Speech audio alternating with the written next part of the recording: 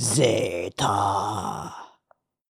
Welcome everyone, I'm Teeaboo, and I am here for Mobile Suit Zeta Gundam episode 45. Last time a whole bunch of stuff happened, so we're gonna try to spin through that quickly. That's a Hamon. Hamon almost kills Jamatov. Jared almost kills Hamon. Katz almost ruins everything. Sarah kind of does ruin everything. Twice, in a couple of different ways. Continues to be brainwhomped by Siroko's devilish handsomeness. Says some stuff about how she would gladly die for his ideals and stuff, and Camille bangs his head against the wall repeatedly. Not really, but bangs his head against the wall repeatedly, like, what the fuck? That's so stupid, you matter. Fuck. He disagrees rather vehemently.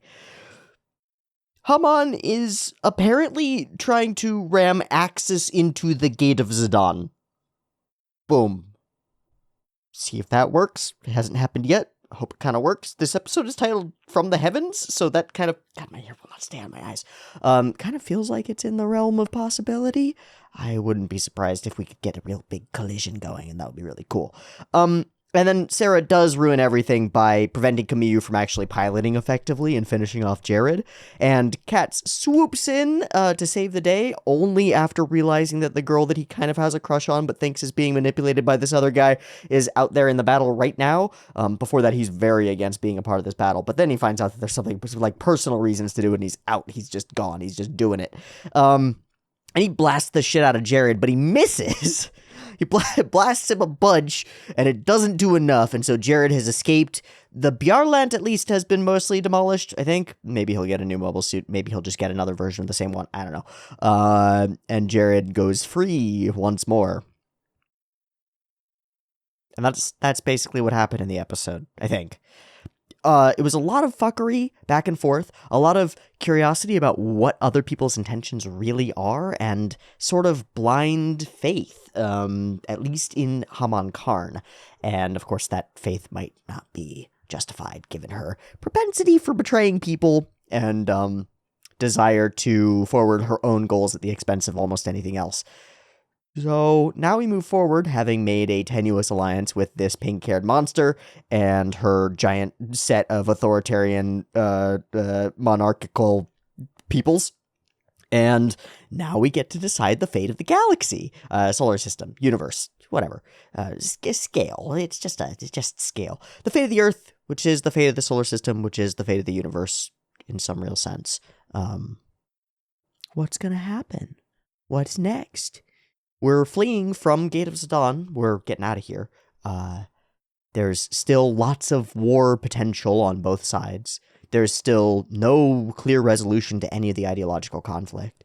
And we continue in this space where everything is moving in different directions. And our whole, like, roulette wheel pinball, table, fucking air hockey, chaos simulation continues chugging along in unpredictable directions. There are too many moving pieces, and too many of them are emotionally driven in unpredictable ways, and the whole system becomes really, like, complicated and non-deterministic. And so I don't know what to expect from the next parts of Zeta Gundam, except good things, and interesting things, and interesting, potentially unexpected results of the chaotic infrastructure that's been constructed over the course of these 40-plus episodes, and then set into insane clusterfucky motion by the actions of our characters.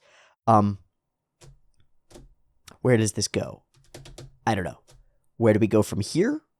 I don't know. I feel like we might focus more on that philosophical point that Camille was kind of making. This crucial importance that he tries to and can't really elaborate on, but tries to talk to Sarah about. I see that as a type of individualism, a type of focus on the people, on the ground level, on the individual humans, on their individual emotions and reasons, and the importance of them. In the face of these broad sweeping decisions made by these manipulative people in power, Camille seems to be turning his attention to and fighting for individuals more than his life, Sarah's life, Katz's life, the lives and choices of these particular people. We'll have to see how that gets folded in as he recognizes the situation with, well, we've already had the recognition of the situation with Urkoa, which I guess has fed into that conversation in the first place. We'll have to see Sarah being captured now on the ship. We'll have to see what brews out of that, if anything, how loyal she ends up being to these principles that she's been kind of brainwashed with. We'll have to see. And we'll have to see if any of the other, if Rosemi ends up coming back, and how that informs Camus' decision-making and the other characters' decision-making, and yeah. So, large-scale, big things colliding into each other, exploding. Small-scale, individual philosophies colliding into each other, exploding. And on every scale, change occurring in unpredictable directions. That's a recipe for a real clusterfuck that could get absolutely could totally ruin itself. This sort of narrative can fall right apart, or it could be extraordinarily compelling and really, really powerful all the way through. I'm hoping for the latter, and I'm sure you are too. So let's go ahead and watch episode 45 of Zeta Gundam, Coming from the Heavens, and see what the heck is gonna happen next. I've got the episode up and ready to go. 2 versions, picture-in-picture in the description, Patreon in the description as well, Beep Timer on YouTube, Beep Timer to count you down. Let's go.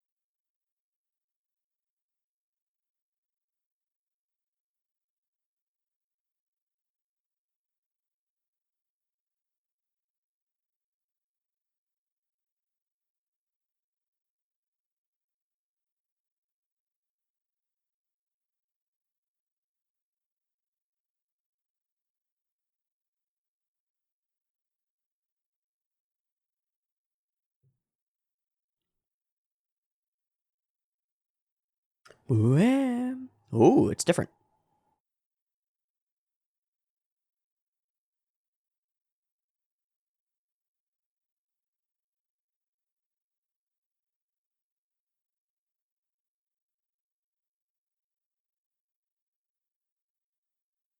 Well, that was a very concise, which is to say, lacking summary of the previous episode. Okay, so Sarah stuff. Haman stuff.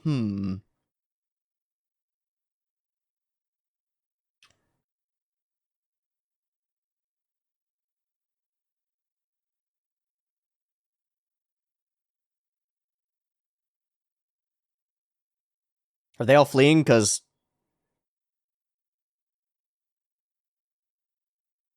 Oh! Yeah, it's gonna happen! Oh, shit! Yeah, seems like it. It sure is on a collision course. They're all fleeing. They're all dropping out. Yeah, you'd both lose your giant bases.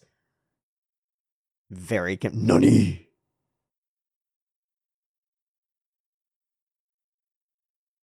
No! And you're all gonna be in little ships. Yeah, they'll take advantage of this situation. Good. Okay. Yeah, send all your ships out right into our waiting fleet. Perfect. Huh? That's one way to put it. Yep, that's one way to put it. Hey, he showed up for the briefing. Oh. Cats, don't try to free Sarah, please. Come on, cats. You would betray your own people in order to save the girl that you love, would you? No. What am I?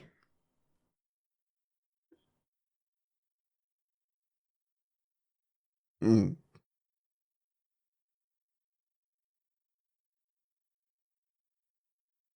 Whoa.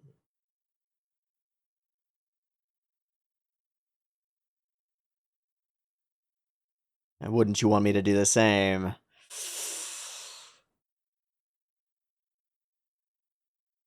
Yeah. Okay. It is a fine machine.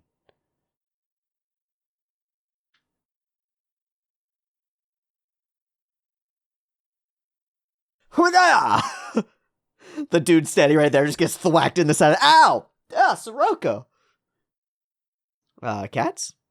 Are you staring at girl on a... my guy. My guy. Come on. Come on, man.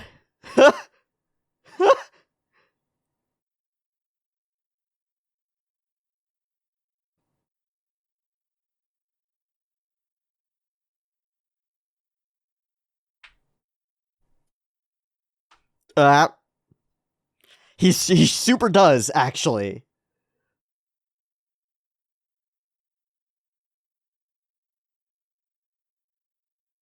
So you're still gonna send him out?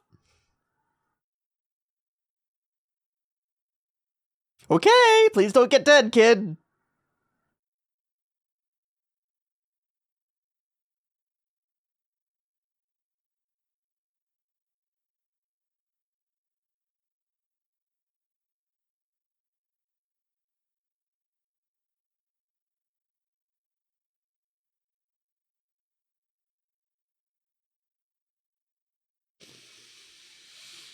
It begins in earnest.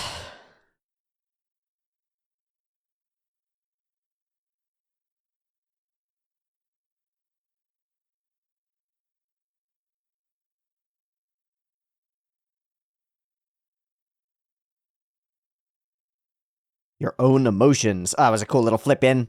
Very cute. Flippity wee!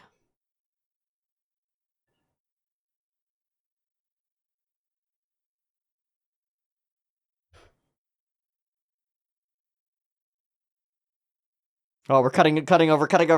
Very fun. Zeta! Demos! Wee!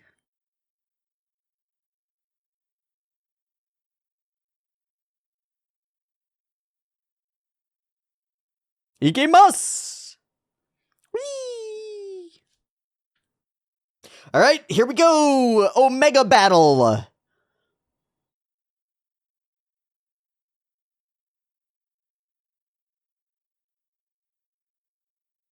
Yeah, 1 hour to evacuate everything.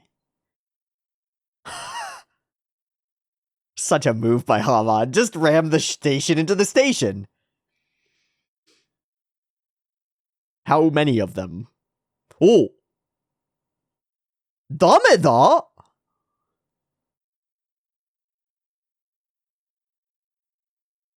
Good.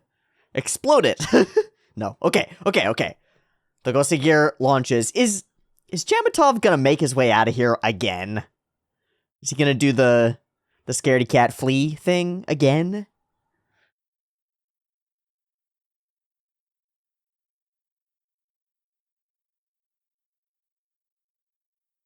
Yeah, the death count on this battle is gonna be nuts. It's like shooting fish in a barrel. Yeah, or whacking moles. I think that's why we've got the semi-tragic music here, because this is tragedy playing out. Hey, what up, Hamon?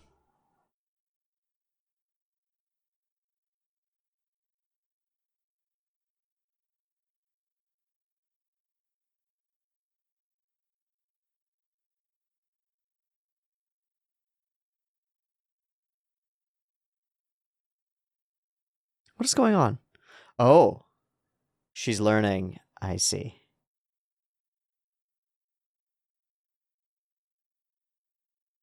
That's evocative. I like that.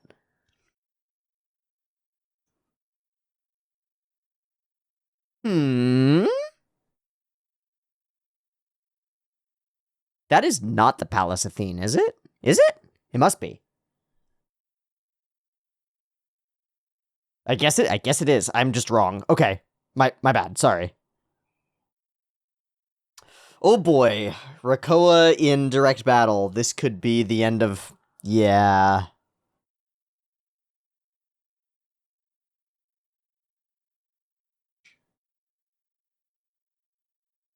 Man, she is in position to actually kill them all.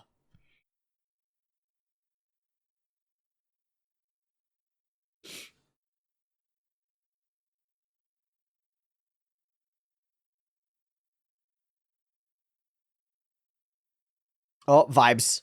Okay. Oh! She miss? No, she hits.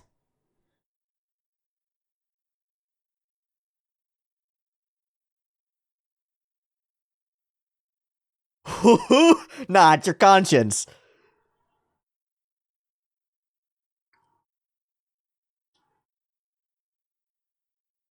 No, he's in the G Defensor. I was thinking that was Cats, but it's not. Who's in the Methus? Really, it's Fa? Okay, let's go, Fa. Good girl versus bad girl. Literally, that's what we're doing? I'm into it. Is that Sarah? Wow.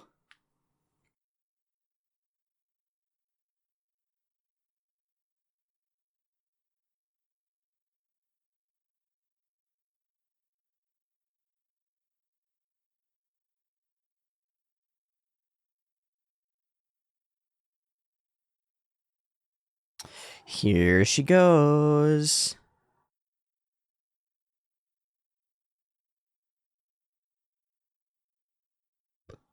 Well. Oh my god, no! Everybody's new type vibing! Oh!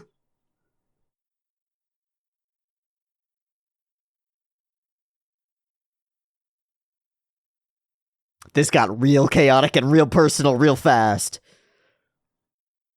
Fa Viracoa. Camus coming in to save Fa.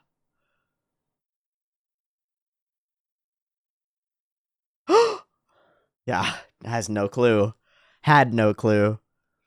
Cat's going out to... Oh, man. Oh, man. Oh, this could go bad. Nazi desu ka?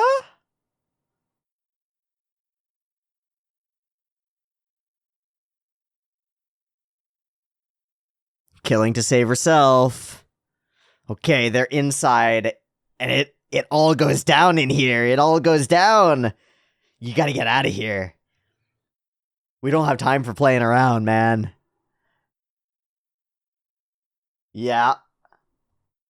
Oh, whoa. You're gonna do this again?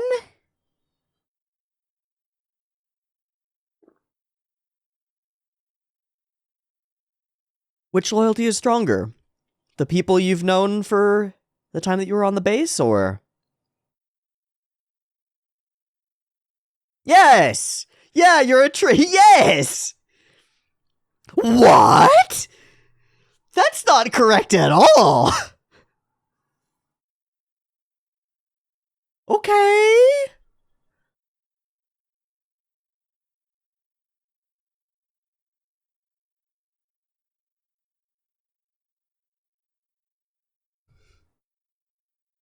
Stable? Stable. Stable? Stable. Huh? It does, actually.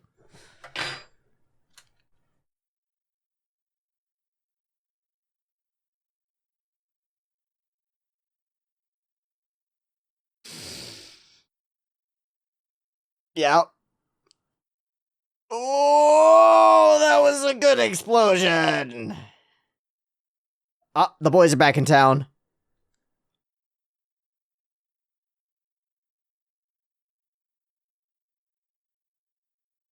No way. No way.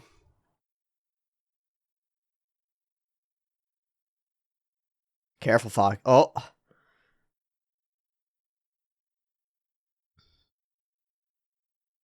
Get in there and get out of here. We're gonna explode in an hour. Come on. All the lightning lasers throughout have been excellent.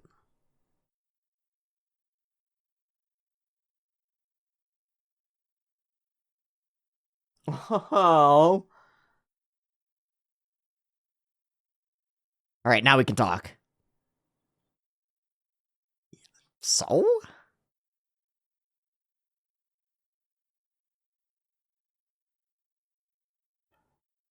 Who? What?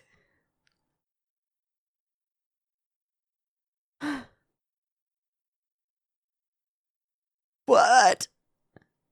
No, it isn't! It's the manliest thing you can do! Fuck you! That was brutal!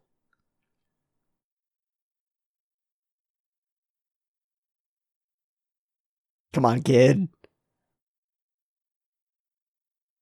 Yeah?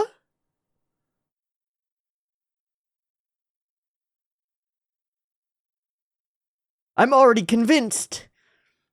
I'm ruined. What the fuck?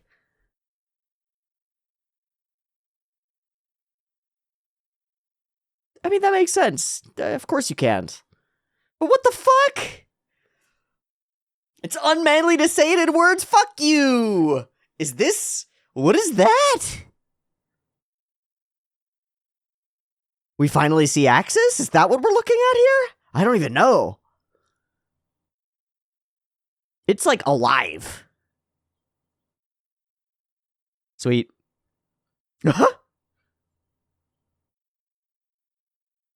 Oh, here he is. Here he is. Hey, buddy. How you doing? Ooh. Zeta. No. Is he really? Did he really sense Camille? God fucking damn it, Jared! Let's go, Jared. Go for it, man. Like a dog chasing squirrel. Squirrel!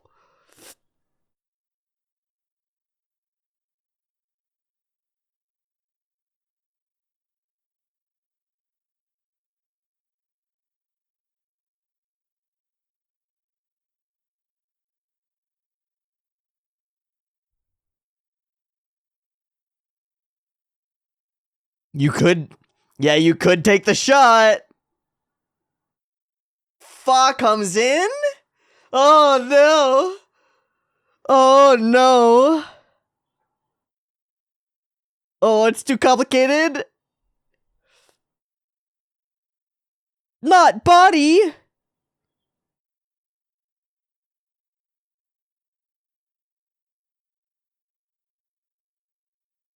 Don't shoot him. I actually like him. Now you gone and done it. Well, there ends the good guy Jared counter. Now you murdered somebody we cared about, man. You fucked up. No!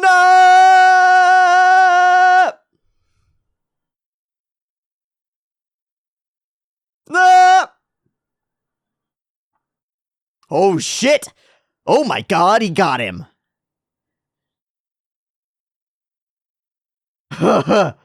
That is an angry new type, my man. You just fucked up. Yeah, flee back home in your Bjarland. Uh-huh. Oh my god, he actually pissed Camille off. That was really cut. Bastard! Finally, Jared does something that gets to Camille. I mean, I know he's killed his parents, but that doesn't really count. Camille didn't really love them anyway. Whatever.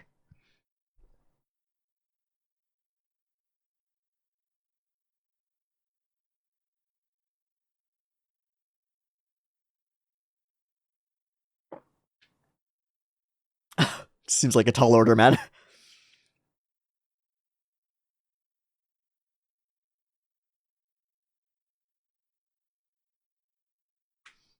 3 minutes, and that's all we have to save. Oh, only got 3 minutes to save the world. Okay. Okay, everybody has survived so far except fucking Apolly. Brutal.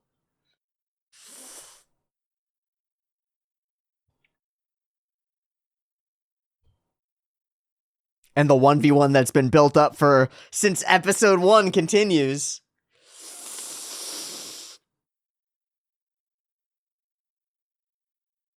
Yes. They're leaving. Yes. But you, like a dog chasing a fucking rabbit. There's only one thing Jared wants.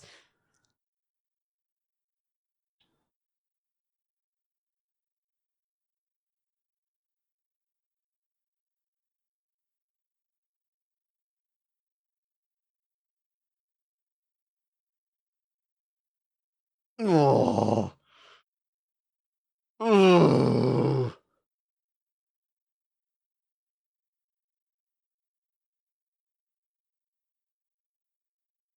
Like tectonic plates colliding. Crumpling scale. Oh my god, enormous chunks of rock. Ugh. Super cool.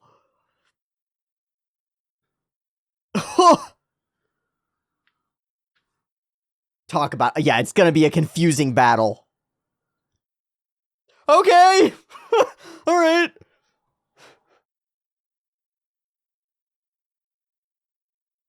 You better gun it then.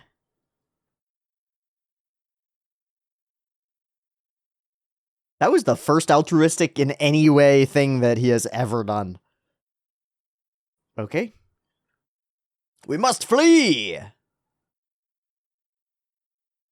And they 1v1 in an asteroid field. Holy shit.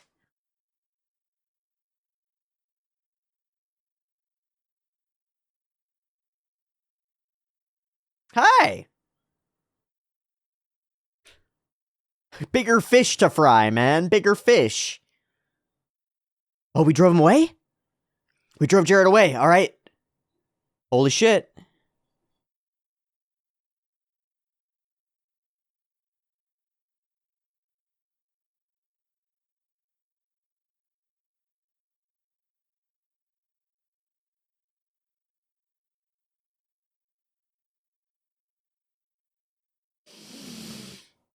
If you say so.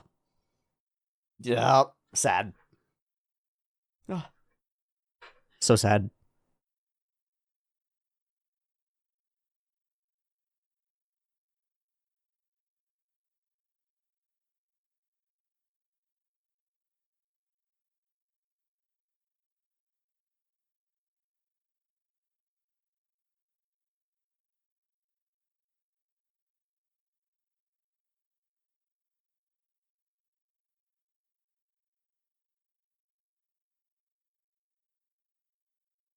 It can't narrow my eyes any further. If I do, I'll just close them. But I can squint real hard.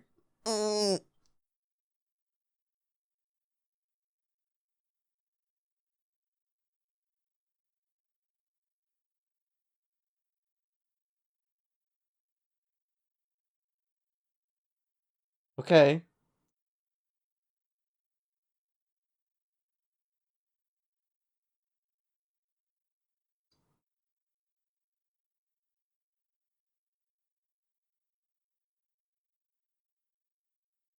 Yeah. Hoo-hoo! A little smile and a downward glance. Oi, oi, oi, oi, oi. Well, that was chaos. That was chaos. That was just pure insanity on every level. On the individual and the macro. On the micro up to the macro scale, that was nuts. What an episode. I need a rest. It's like between sets of lifting, I need a oh boy. And all our primary players managed to get out alive.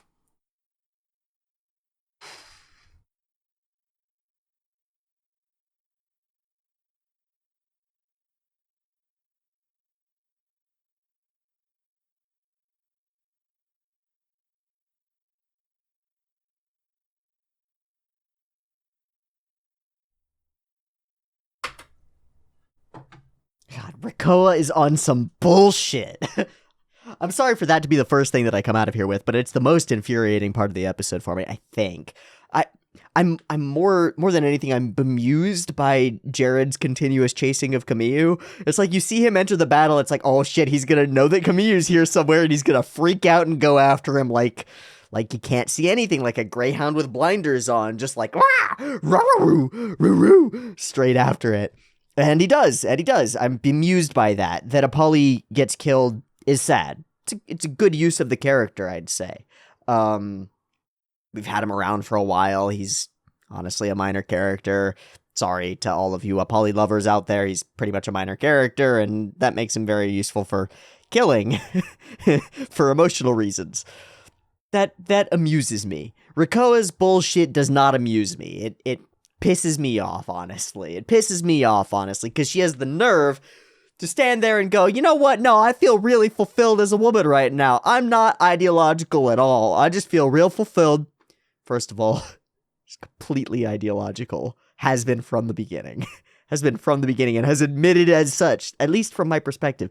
Maybe there's something being lost in translation, or maybe I'm interpreting the phrasing or the wording incorrectly, and that's fine. But I'd say Rikoa is the type of person who 100% acts toward ideals. For example, the ideal of what it is to be a woman is something that greatly shapes Rikoa's life, and she makes specific, very distinctive, very obvious decisions based on what she thinks the ideal of that is, and to me that is ideologically an ideological stance.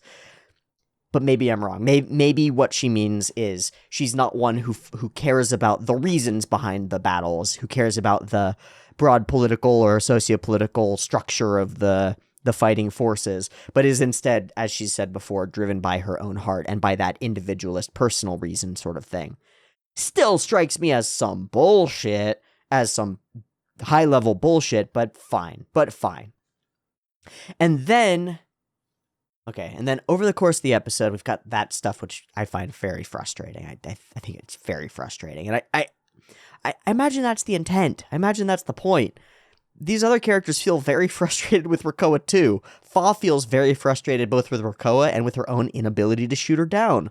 Kamiju feels super frustrated with Rikoa, did when they met the previous episode. That spilled into the relationship and the speeches and the conversations with Sarah, and continues to be a portion of the episode now. It's like, it sucks. It's very frustrating that this person who you knew for 30 episodes or something just turns heel because her heart says so. Like, what? Come on. So, taking all of that and putting it aside, because it's a emotionally palpable part of the episode for me, this episode does big, chaotic battle scale in a way that we haven't seen for a while. It's been a minute. I mean, we had, the battles around Dakar felt pretty big, and some of the other fights have felt pretty large in scale and scope, but nothing was like thousands and thousands of people and hundreds of battleships, not to mention transport ships, all fleeing like ants from an anthill, all fleeing like bees from a shaken hive, as these two enormous like asteroid stations, moons practically, collide into each other. That's pretty cool. That's pretty fucking cool. And then the aftermath of that, rocks flying everywhere, giant boulders the size of those battleships flying and crunching them up and battering stuff and just becoming a minefield of asteroids and debris. That's the kind of shit you don't get anywhere else. I mean, you really don't get that anywhere else. I've never seen anything like that. I love sci-fi. I've been reading sci-fi stuff since I was quite young. I've seen a lot of sci-fi film, because if there's a sci-fi film, I've probably gone and sought it out because I loved that shit. Nothing like that. That's cool. It's cool. It's big. It's an incredible visual extravaganza experience, but also an incredible representation of this idea of two great to borrow the word, ideological forces, the Tetons, the Aeug, the Axis, colliding into each other, generating all of this chaos and conflict and destruction and death. Death! Yes! More death and destruction, yay! Good gravy. What an episode. All right, we get a very thin intro. Haman Karn did a betrayal, and Camille captured Sarah. No idea what's gonna happen next. Oh my goodness. They're coming, and it's gonna happen, and we can't stop it, and we gotta keep all of the fleet in the place. Go rescue Sarah, says Sirocco, and Rakoa goes, I guess. I mean, yeah, did you insist on that? He goes, yes, and if you were in this circumstance, I would do the same. So again, playing the two characters against each other in some sense. And I feel like Sirocco's whole facade slips here just a little. Like he doesn't put in the extra elbow grease to be convincing. Anyway. Yes, sir. I do like this moment where he just has one frame of his arm being out. Bam! Just thwacking. Katz is obsessed. Camille thwacks him up a bunch. At least once, not a bunch. And Katz is frustrated and furious, telling Camille, you must feel the same way. You must understand how I feel. And yeah, he's had 40 episodes to get it beaten out of him in some sense. Don't think about Sarah. I know that. I'm a pilot after all. Immediately is thinking about Sarah. Can't stop thinking about Sarah. I really like this. So it's right after these blasts. They're the spiraling blue lights, and then all the red lights. Pew, boom, boom, boom, boom. And then the spiraling lights come out. Pew, pew. Oh, as the rockets go by. That's what it is. Pew, pew, pew. It's not quite Itano Circus-y. It doesn't generate the same sort of space or have the moving camera sort of effect, but it's still generating this like scope and scale of the battle, and that becomes very, very potent. I also really like, I'll just mention it now because we're sort of talking about stuff that is framing the battle space and framing the events. I really like the moment where we have Minerva Zabi playing the violin and learning the violin in there. That's really nice. It's Nero when Rome burns. It's a little bit like that. There's something potent to it. What else is it? There's another example of,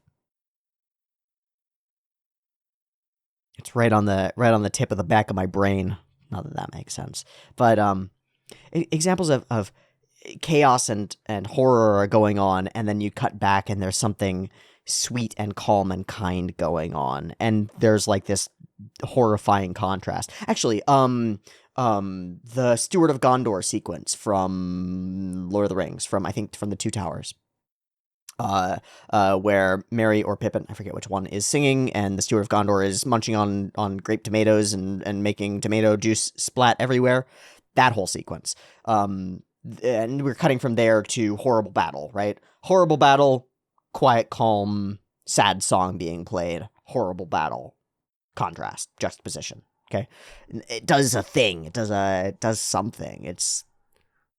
I think it's one of the most memorable moments of one of the most memorable film series. Period. Is the Steward of Gondor sequence from Two Towers. It's really exceptional.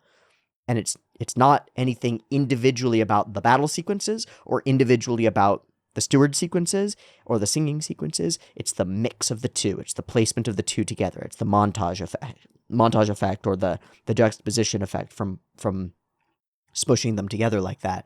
And that sequence where Minerva Zabi is playing the violin does the same thing to me. I'd even take more of it. I'd take more of a sweeping perspective of it. And if I were directing this episode, I would use that as the musical sequence for the collision sequence. As all of the destruction is occurring, I would have the music that's going be the Minerva playing the violin. Because there's all this weight to it. There's all this, like, she's learning to grow into this proper young woman in terms of her ability to play an instrument or whatever.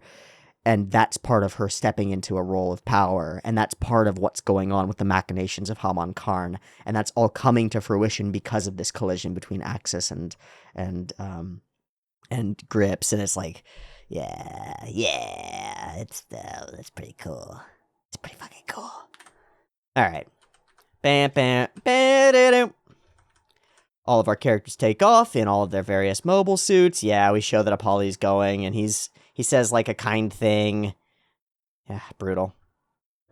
Good. It's looking great. And so here's that sequence where we have her playing, but it cuts out pretty quickly. It's just during that sequence that it happens.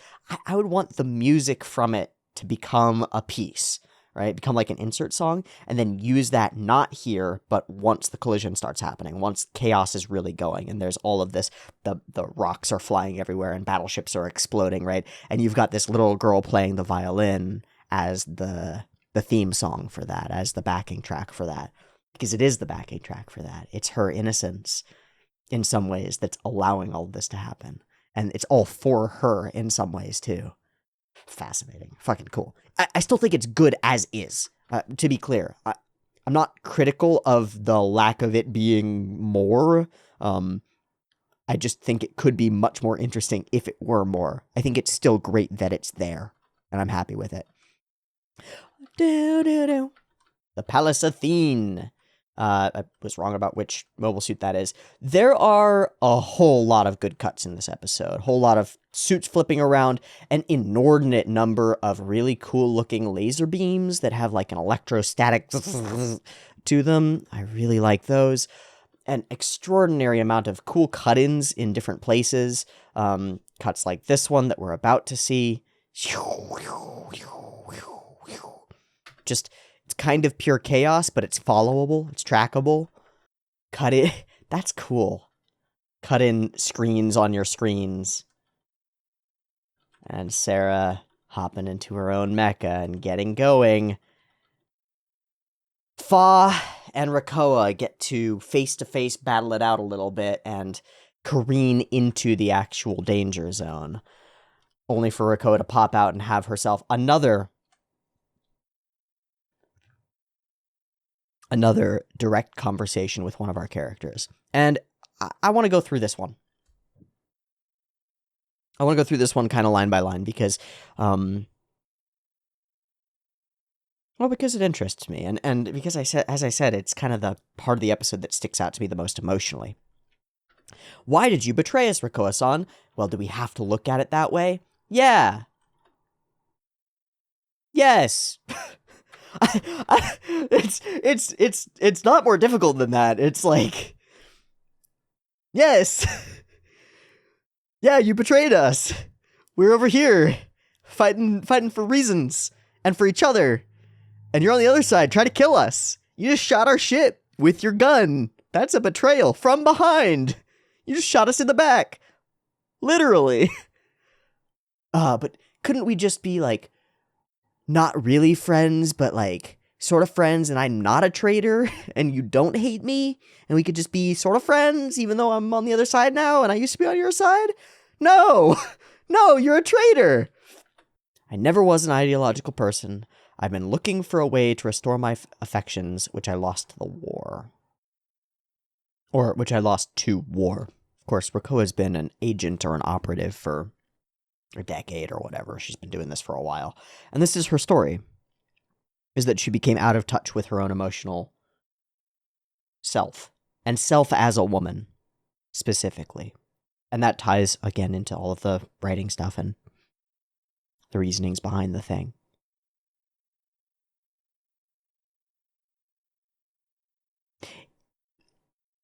To me, it's just selfish.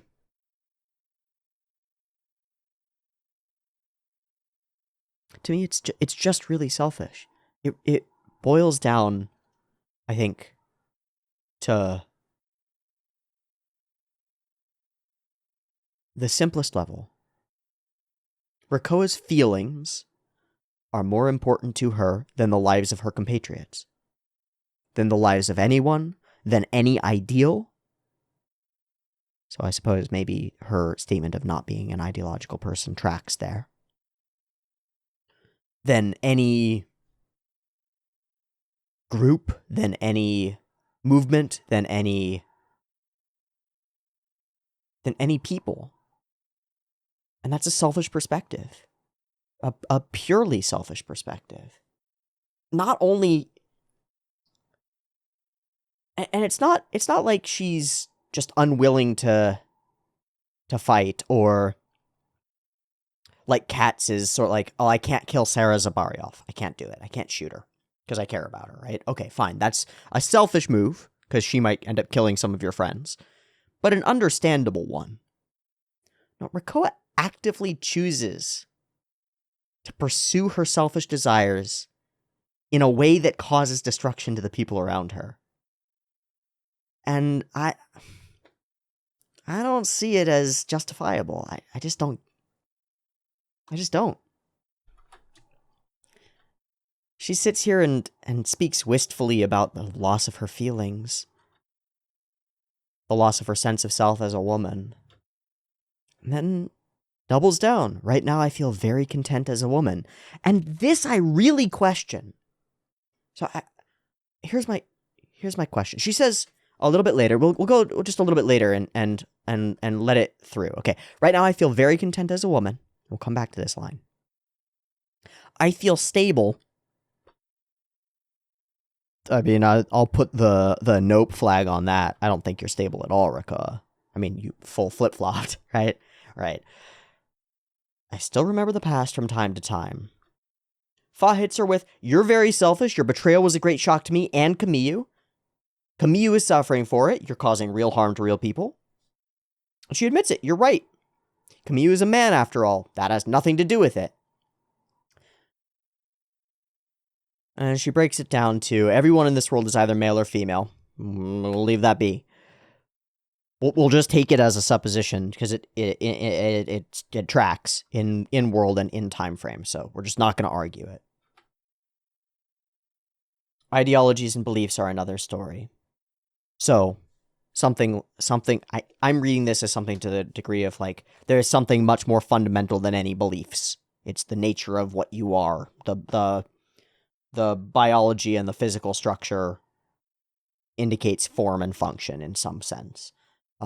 Beyond or deeper on a deeper level than belief systems.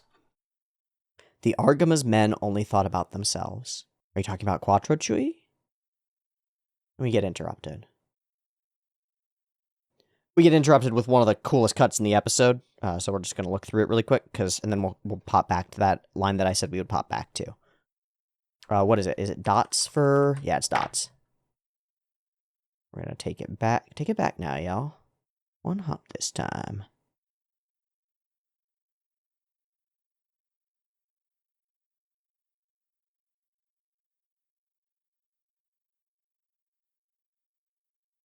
Okay, so we use the light flare to wipe. And then we match with more light flares. Flash, flash. I love the way that these shadows change on the wall portions. And then everything begins to crumple and break down. Boom! It's a really well put together shot, I think. I really like that. And bam, he's there. And we're out of time to talk. Rakoa begins floating back up. Fa raises her gun. She can't do it. Rakoa-san. And then her opportunity is lost, and she's grabbed by Camille. Tells her to get into the Methus. Okay, back we go. I'm very content as a woman right now. Right now, I feel very content as a woman. Why? Because you're getting the attention of Sirocco? Or Yazan?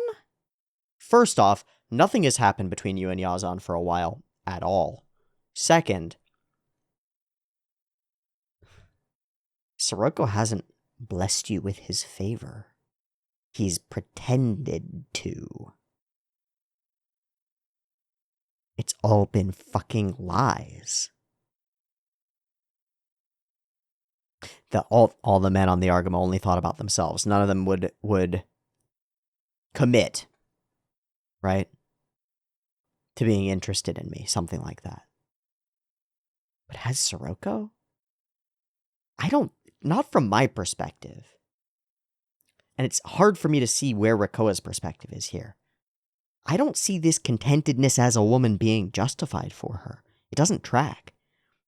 It's not like she's found love. Not really.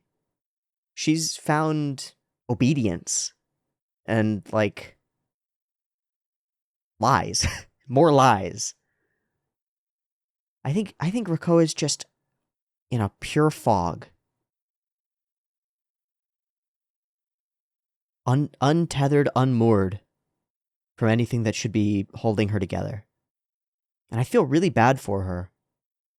But at the same time, she keeps making these selfish decisions that, again, genuinely hurt genuine people around her and lead to betrayal and death and destruction for nothing. In exchange for, like, crumbs off Siroko's table. I don't think I have respect for... Okay, so I respect Rakoa's individualism and her capacity to make choices for herself. However, if you take that freedom, free will, individualism, capacity to make choices, self-determination, all those things that I value. I value those things. So we'll say that as a principle. I value those things. I think it's important that people get the choice, get choices in general. However, you can make choices that don't do well, that aren't good for you, that aren't good for the people around you, that aren't good for the world, that can't be generalized to a categorical rule, Kantian style, that don't produce additional utility for you or those around you, Benthamy style, that aren't ethically justifiable on any framework. You can make bad choices that are definitely bad. And when you make those bad choices that are definitely bad and then you justify them by saying, yeah, but this is what my heart wants, then I think you're just a selfish monster.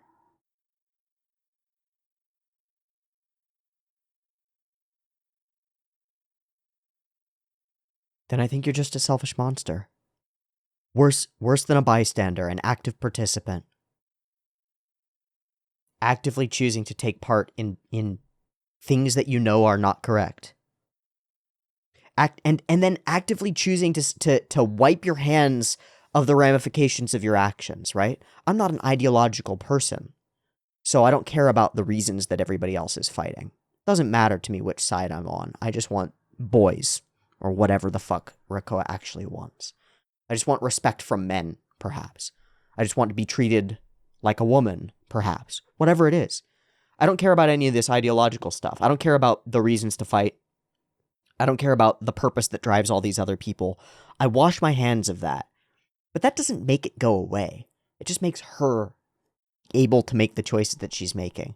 It makes her able to remove a bunch of the stuff from her mental calculus and throw it away, right? It's like, yeah, well, I don't really care about ethics. And so my choice to murder a bunch of other people doesn't really matter to me. I'm following my heart. Duh. This is my expression of free will, and it makes me feel very content. So, and I mean, you care so much about the ethical ramifications of all the murders that I've committed, but I don't. Why would I? They were fun. Isn't that enough? What do you mean I'm supposed to care about the human beings on the other end of my murderous rampage? Why? I've already washed my hands of that. I said I wasn't taking part. None of that matters to me. That doesn't mean it doesn't matter, Rakoa. It's a step beyond self-justifying to, like, real active decision to be blind and choose selfishness. I really don't like it. And so it's frustrating that Fa can't pull the trigger, but that's the setup, I think. It's the real setup here. Despite all of that, despite everything, Fa cannot be like her. Can't do it. Cannot betray even the already betrayed friendship that they shared. Even though it's already been trampled on, even though it's already fallen apart, she still can't do it. Fa lives with some degree of principles. maybe can't express them, maybe can't elaborate upon them, but she does live with them. So that's pretty interesting. And we bash our other couple together. Hi, folks. But I met Sirocco before I met you. I've known him longer. He's got dibs. That's hardly an excuse. No? Okay, then shoot me. I don't even know where to go. Stop it. I want to see you. I want to talk with you. And she hits him with, don't say that. Even if you do feel that way, it's unmanly to actually express it in words. Yo, fuck you. Yo, fuck you. That's some toxic bullshit right there. You know what I'm really into? You know what I'm really into? Me, personally, Teeaboo, this human being. I'm really into honesty. I really like it. I really like expressing my feelings honestly to other people, and sometimes it doesn't fucking work. And maybe that's not manly. That's a bad definition of manly. It's a real shit definition. You know what? What's manly? Pretending you're not who you are. How about that? That's a good one. Yeah, manly. Manly, manly. Don't express your emotions. How dare you? How dare you? I hate it. I hate it. That's why I could never love you in my heart, she says. Ugh. God, I hope it's wrong. God, if it's not wrong, then I'm fucked, and I'm gonna be a bachelor forever. Cause I'm gonna express my feelings honestly to the people that I feel feelings for, and I'm gonna keep doing it until it works. Or I guess I'll maybe learn someday in the far future that it doesn't work. I really hope not. I really hope not. Because the whole game playing bullshit thing where you pretend that you don't and act all aloof and stuff, I fucking hate that garbage. I absolutely despise it. And I think that the number of people who are not in good relationships because they thought that was the right thing to do, like they were unwilling to speak their minds or their honest truth and just mention their regard for another person. It's like, it's a lot. And then we'll do it in the same way. So I said before, like, that doesn't work categorically and that doesn't work utilitarianly. Same thing here. On the utilitarian sense, people in relationships are probably doing better than people who aren't in relationships. I think. Out there, that's not always true, but I think probably relationships generate utility, generate some happiness, some joy, some pleasure, all that stuff. Okay, cool. So then, it's probably good to have more of those, and I think the only way to get more of those is to admit that you're interested. Okay, and then, as a general rule, should everyone not admit their feelings to each other? If so, you can easily see how that turns into a pretty bad world. No, that doesn't work for me. That just doesn't work for me. So I think on pretty much every level, talking about the way that you feel is probably better. Like, what's the downside? The downside is you might get rejected. And then the other downside would be people think that you're weak because you had the courage to say how you feel. It doesn't track to me. I don't see the logic. Fuck off, Sarah. That's some bullshit. That's some bullshit. I hate this. It's unmanly to actually express it. Fuck you, Sarah. That's why I can't really love you in my heart. Well, alright, pew. So everybody else tells Katz to shoot her down, and of course he can't, because of course he can't. I'm so grateful for your kindness, it brings tears to my eyes. It's all Sirocco's fault. It's not Sarah's fault, but it's too late. Sarah! No! And, of course, Emma Chewie has Stormtrooper syndrome and can't shoot Sarah down because she's here for some reason, I suppose. Chaos! The Bjarlant! Oh boy. I'm here to shoot Camus and chew bubblegum, and I'm all out of bubblegum. Okay, there are a couple of cool cuts. I'll turn anyone approaching into ashes, especially Camus. Yeah, some cool cuts. There's something about the way that his face spirals into frame here that I really think is cool. Where does it cut in? Oh, okay. So we match the curving of the Bjarland with the turn that he makes in the cut-in, and it sort of just wipes through in my brain.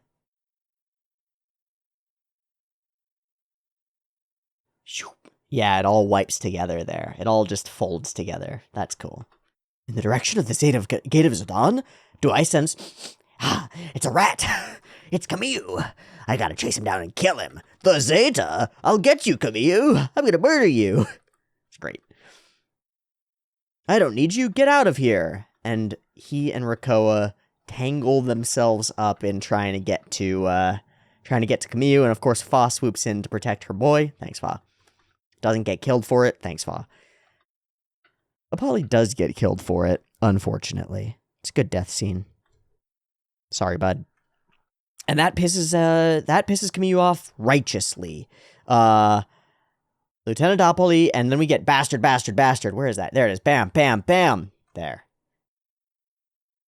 Not even my father ever shot my friends.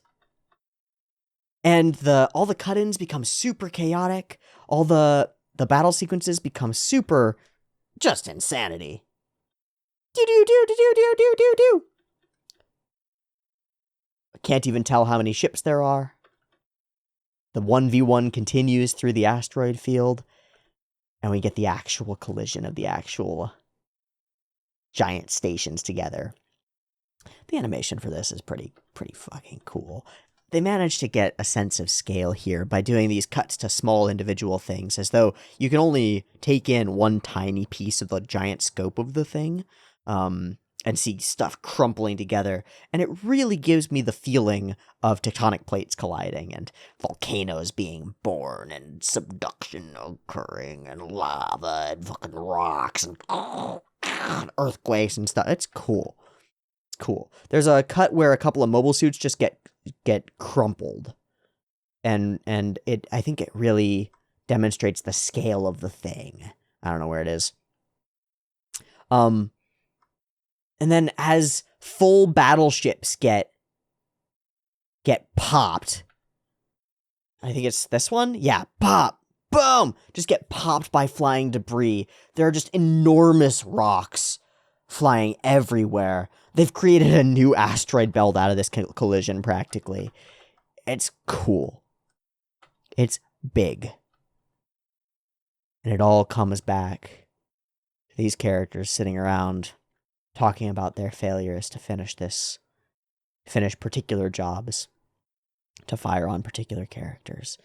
And Fa says she thinks that Rakoa is living the life of a woman, and looks wistfully up into the sky. Envious? Curious? It's unclear, but she's got some strange respect for what Rakoa has done. I don't think I can understand. And in the wake of battle, politics comes to reshape the future. And Haman Karn has set herself in a perfect position to lead. And that's where we leave off for Zeta Gundam episode 45. Thanks for watching. I'll see you next week for more Zeta Gundam. We'll see what happens next. Peace.